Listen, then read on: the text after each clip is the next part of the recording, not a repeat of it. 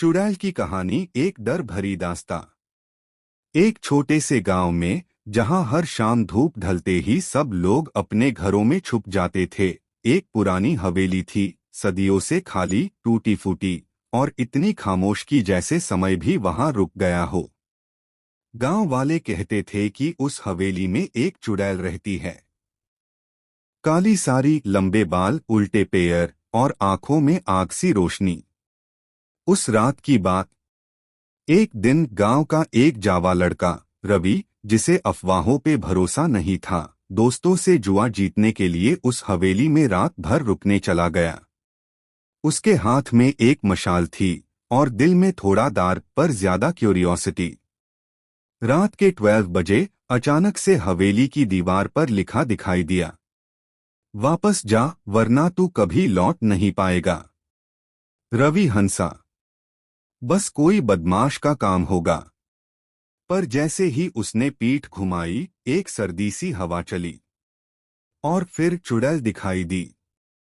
वो हवा में मैंड्रेट ह्यू आई, बाल उड़ रहे थे, पैर उल्टे और गले से निकली एक ही चीख, क्यों आ गया है।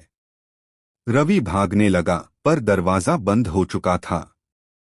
वो चिल्लाया, मार खाया, गिरता पड़ा, पर चुड़ैल उसके बिल्कुल पीछे थी।